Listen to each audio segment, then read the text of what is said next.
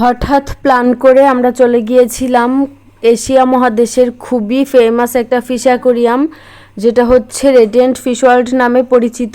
তো আমরা খুবই অল্প সময়ে প্ল্যান করেই হচ্ছে আজ ফিশ অ্যাকোরিয়ামটাতে গিয়েছিলাম। তো চলেন আপনাদের সাথে বিস্তারিত ভিডিওতে শেয়ার করি। হ্যালো এভরিওয়ান, আসসালামু আলাইকুম। কেমন আছেন সবাই? আশা করছি সবাই বেশ ভালো আছেন, সুস্থ আছেন। তো আজ হচ্ছে আপনাদের সাথে কক্সবাজারের জেলার খুবই ফেমাস একটা ফিশ অ্যাকোরিয়ামের ভিডিও শেয়ার করব। তো আমি চেষ্টা করেছি যথাসাধ্য সুন্দরভাবে ভিডিওটা করা, জানি না আপনাদের কাছে কেমন লাগবে। তো এই ফিশ অ্যাকোরিয়ামটার নাম হচ্ছে রেডিয়েন্ট ফিশ ওয়ার্ল্ড, যেটা হচ্ছে ঝাউতলা প্রধান সড়ক কক্সবাজারে অবস্থিত। এখানে মোবাইল নাম্বারটা দেখিয়ে দেওয়ার চেষ্টা করেছি, আপনারা যারা হচ্ছে আসবেন অবশ্যই এই নাম্বারে কল দিয়ে আসবেন। আর এই রেডিয়েন্ট ফিশ ওয়ার্ল্ডে জনপ্রতি প্রবেশ মূল্য ছিল হচ্ছে 300 টাকা। তো ফাতিহা বেবির তো প্রবেশ মূল্য লাগবে না, তো আমাদের দুজনে হচ্ছে 600 টাকা লেগেছিল। তো মাশাল্লাহ এত বেশি সুন্দর জায়গাটা যে আমাদের পুরা টাকা উসুল। যাই হোক, জায়গাটা আসলেই অনেক বেশি সুন্দর। তো আবারও হচ্ছে আমি আপনাদের সাথে লোকেশনটা শেয়ার করি। এটা হচ্ছে ঝাউতলা প্রধান সড়ক কক্সবাজারে অবস্থিত। তো আপনারা অবশ্যই যারা কক্সবাজারের মধ্যে আছেন অবশ্যই একবার হলেও জায়গাটা আসবেন, অনেক অনেক বেশি সুন্দর। যেখানে হচ্ছে মিঠা পানি ও সামুদ্রিক বিভিন্ন ধরনের মাছ আছে। মাছ এখানে হচ্ছে এটা হচ্ছে এটা হচ্ছে ক্যাটফিশ। মূলত হচ্ছে এই মাছটা বিড়ালদেরকে খাওয়ানো হয়, আমি যতদূর শুনেছি জায়ান্ট ক্যাটফিশ নামে এই মাছটা পরিচিত। তো অনেক বেশি মাছ দেখেছি, আর আমার মেয়ে তো আজ মাশাআল্লাহ অনেক বেশি খুশি। বিশেষ করে বাচ্চারা এখানে আসলে অনেক বেশি খুশি হবে, যেখানে আপনারা হচ্ছে মাথার উপরে আশেপাশে সবখানেই শুধু মাছ, সামুদ্রিক প্রাণী এসব দিয়ে ভরা। যাই হোক, অনেক বেশি সুন্দর জায়গাটা। তো আমি হচ্ছে সব কিছু রেকর্ড করিনি, এখানে কয়েকশো প্রজাতির মাছ আছে। সব যদি আপনাদেরকে দেখাতে চাই ভিডিওটা অনেক বেশি বড় হয়ে যাবে, তো আমি কয়েকটা দেখানোর চেষ্টা করেছি। তারপরে ক্যাটফিশের পরে এটা হচ্ছে লবস্টার। মাশাল্লাহ অনেক বড় বড় লবস্টার ছিল এখানে। এটাও সামুদ্রিক অনেক ফেমাস একটা মাছ। এটা হচ্ছে লবস্টার নামে পরিচিত, আপনারা হয়তো অনেকেই চিনে থাকবেন।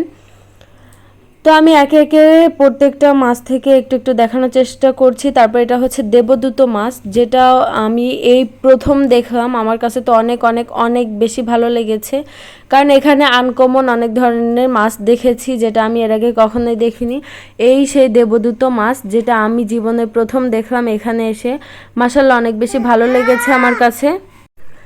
ফিশ অ্যাকোরিয়ামে যদিও হচ্ছে ভিডিও রেকর্ড করা সম্পূর্ণ নিষেধ, কারণ এখানে হচ্ছে আমরা যদি ফ্ল্যাশ অন করে ভিডিও রেকর্ড করি তখন হচ্ছে এগুলো মাছের জন্য অনেক বেশি ক্ষতিকর।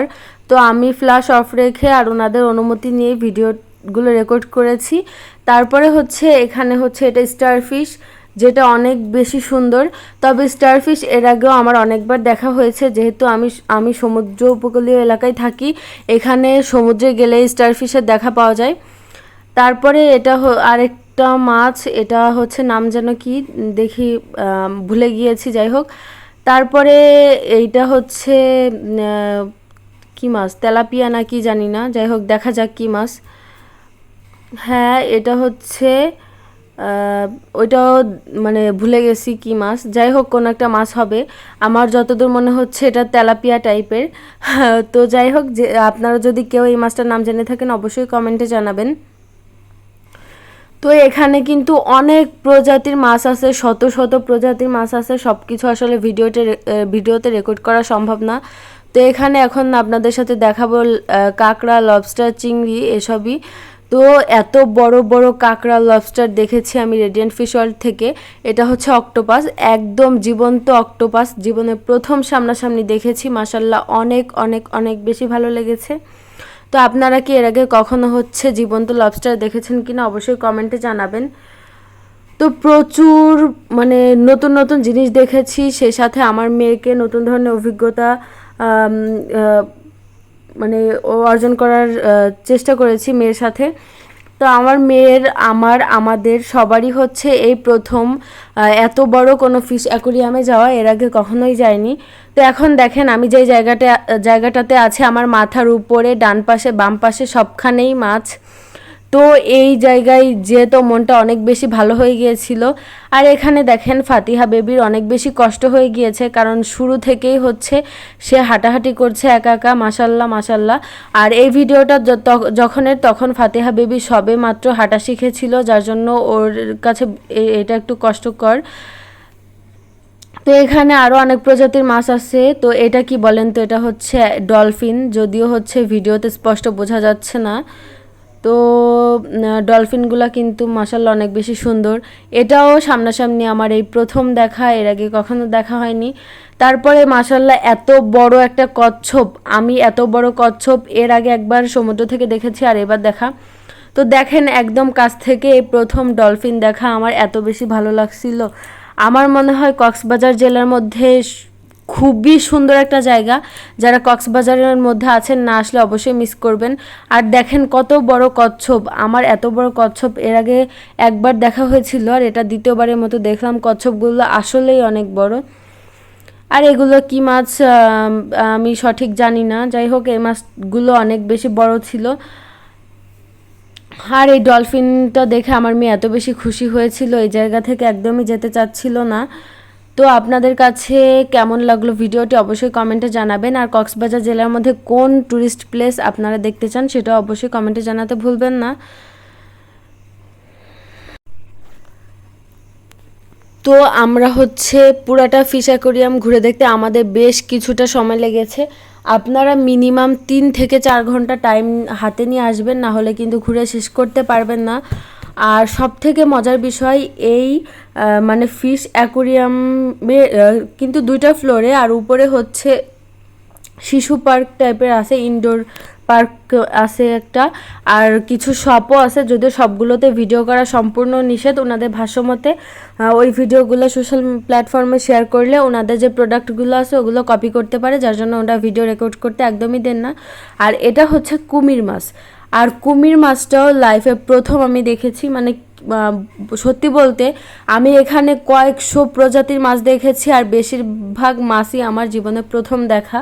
তো কুমির মাছটা খাওয়া যায় কিনা আমি সঠিক জানি না, তবে দেখতে অনেক বেশি সুন্দর।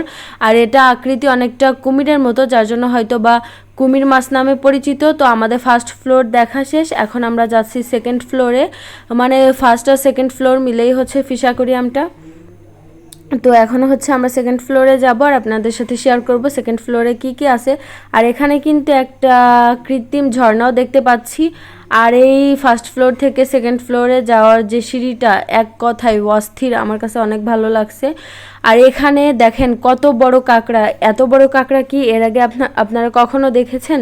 ভিডিওতে যদিও ভালো বোঝা যাচ্ছে না, তবে এই এক একটা কাঁকড়া মিনিমাম হচ্ছে আমার মনে হয় 5-7 বা 10 কেজিও হতে পারে।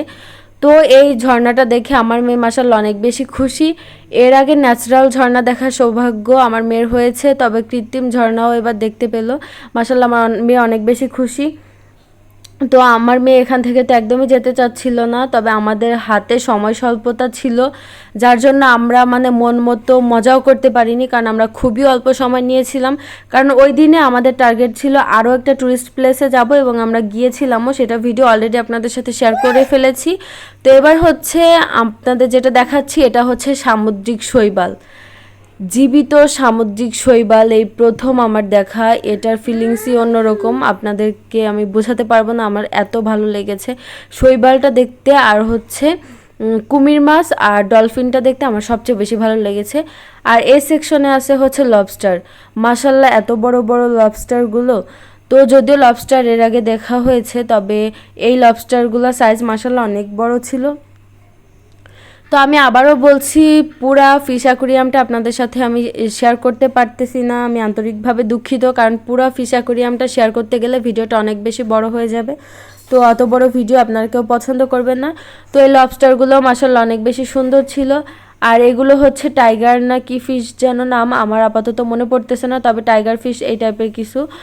তো এটা হচ্ছে আমার অনেক বেশি ভালো লাগছে, সত্যি বলতে এক কথায় আমার অনেক বেশি ভালো লেগেছে এই ফিশ অ্যাকোরিয়ামটা। যারা কক্সবাজারের মধ্যে আছেন আপনারা অবশ্যই এখান থেকে ঘুরে যেতে পারবেন। তো আমরা এখন চলে যাচ্ছি। সবাই ভালো থাকবেন, সুস্থ থাকবেন, সবাইকে অনেক ধন্যবাদ সম্পূর্ণ ভিডিওটি দেখার জন্য। আল্লাহ হাফেজ।